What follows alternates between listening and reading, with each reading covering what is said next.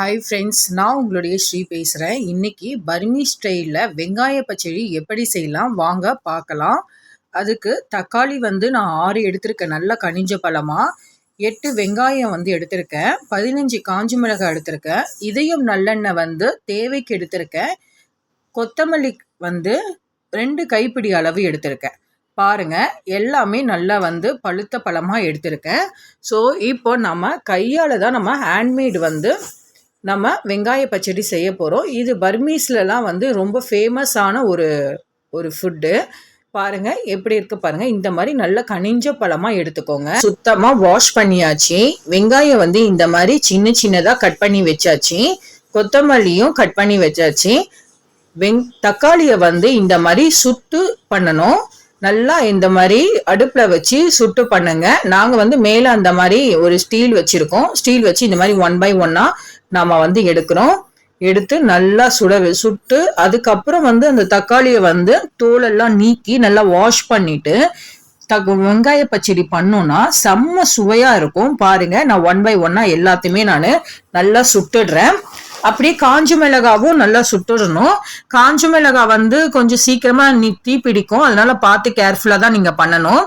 இந்த மாதிரி எல்லாத்தையுமே நம்ம சுட்டி எடுத்து வச்சாச்சு. இந்த மாதிரி தண்ணியில நம்ம எல்லாத்தையுமே 1 by 1 இந்த தோல் எல்லாமே நீக்கிட்டு நம்ம கழுவி வச்சிடணும். செகண்ட் வாட்டியும் ஒரு வாட்டி வாஷ் பண்ணிடணும், அந்த கருப்பு தன்மையெல்லாம் போற மாதிரி.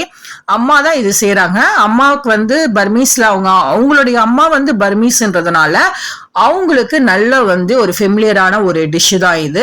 சூப்பரா இருக்கும், ரொம்ப ஹெல்த்தியா இருக்கும். தக்காளியில சமைச்ச தக்காளியை விட நீங்க பச்சையா சாப்பிட்டீங்கன்னா, இந்த மாதிரி செஞ்சு சாப்பிட்டீங்கன்னா ரொம்பவே ஹெல்த்துக்கு நல்லதான ஒரு பொருள். தக்காளியில கார்போஹைட்ரேட்டு, கொழுப்பு, பொட்டாசியம், விட்டமின் சி, போலிக் அமிலம், பீட்டா கரோட்டின் அதெல்லாம் இருக்கிறதுனால, விட்டமின் ஏ இருக்கிறதுனால ரொம்பவே ஹெல்த்தியான ஒரு ஃபுட்டு. இந்த மாதிரி வெங்காயம், கொத்தமல்லி பிளஸ் தக்காளி எல்லாத்தையும் போட்டு காஞ்சி மிளகாய்லாம் போட்டு நல்லா இந்த மாதிரி கையாலவே நம்ம மிக்ஸ் பண்ணிக்கணும். பாருங்க, அம்மா தான் பண்றாங்க எல்லாத்தையுமே. தேவையான அளவுக்கு நல்லா மிக்ஸ் பண்ணிட்டு உப்பையும் நீங்க ஆட் பண்ணிக்கணும். இந்த மாதிரி நான் கொஞ்சம் இது கொஞ்சம் பொறுமையா தான் பண்றாங்க அம்மா. நான் கொஞ்சம் வீடியோ லென்த்தியா வர்றதுனால நான் கொஞ்சம் ஸ்பீட் பண்ணியிருக்கேன்.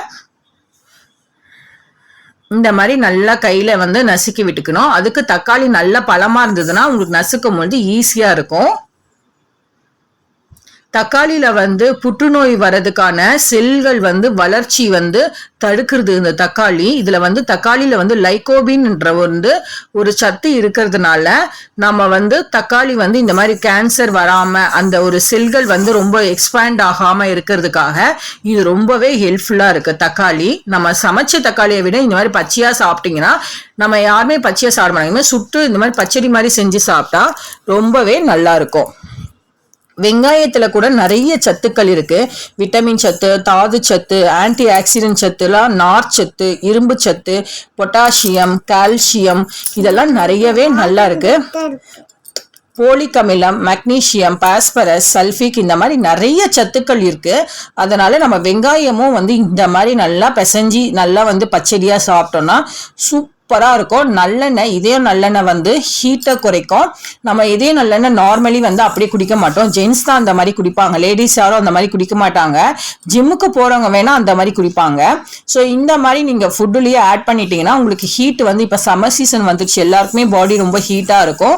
இந்த மாதிரி நல்லெண்ணெய் சேர்ந்து நீங்க மிக்ஸ் பண்ணி கொடுத்தீங்கன்னா, பச்சடியோட சேர்ந்தீங்கன்னா அவங்களுக்கு ஹெல்த்துக்கு ரொம்பவே பெனிஃபிட்டா இருக்கும். இந்த மாதிரி நல்லா மிக்ஸ் பண்ணிடணும்.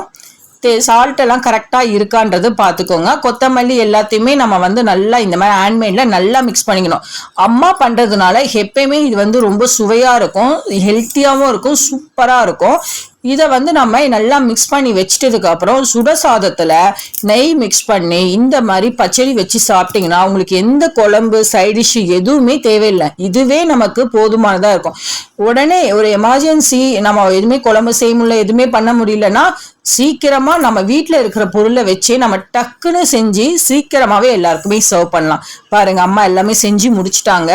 சூப்பரான யம்மியான வெங்காய பச்சடி நம்ம பர்மி ஸ்டைல்ல செஞ்சு முடிச்சிட்டாங்க. பாருங்க, அவ்வளவுதாங்க, எல்லாமே பண்ணிட்டு இருக்காங்க அம்மா.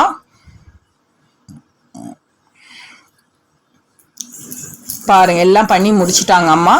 இப்போ எல்லாத்தையும் மிக்ஸ் பண்ணிவிட்டு இப்போது டேஸ்ட் பண்ணுறாங்க. சால்ட் எல்லாம் கரெக்டாக இருக்கா அப்படின்ட்டு நீங்களும் அந்த மாதிரி டேஸ்ட் பண்ணிக்கோங்க. இது வந்து நம்ம 6 பேருக்கு குக் பண்ணுறோம், அதனால் நம்ம இந்த குவான்டிட்டி எடுத்திருக்கோம். பாருங்க அவ்வளோதான், ஃபினிஷ் பண்ணியாச்சு. சூப்பரான வெங்காய பச்சடி, எம்மியான வெங்காய பச்சடி ரெடி ஆயிடுச்சு. பார்க்கவே அப்படியே எம்மியா நாக்கில் எச்சு ஊறுதா, சூப்பரா. இப்போ பாருங்க சுட சுட சாதம் வடிச்சாச்சு. இந்த சாதத்தில் நம்ம பச்சடி போட்டு நல்லா மிக்ஸ் பண்ணி சாப்பிட்டோம்னா சூப்பராக இருக்கும். பசியோடு வர்றவங்களுக்கு இந்த மாதிரி பச்சடி வச்சு கொடுத்தீங்கன்னா எதுவுமே குழம்பு எதுவுமே தேவையில்லை. நீங்கள் ஐஸ் பிரியாணியில் கூட இதை டேஸ்ட் பண்ணி பண்ணலாம், சைடிஷாக வச்சு சாப்பிடலாம். சூப்பராக இருக்கும், நல்லா இருக்கும்.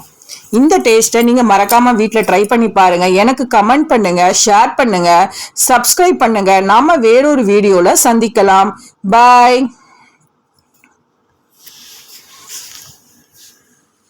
பாருங்க அம்மா தான் எடுத்து பண்றாங்க, எவ்வளவு சூப்பரா இருக்கு பாருங்க. இந்த மாதிரி நீங்களும் ட்ரை பண்ணுங்க.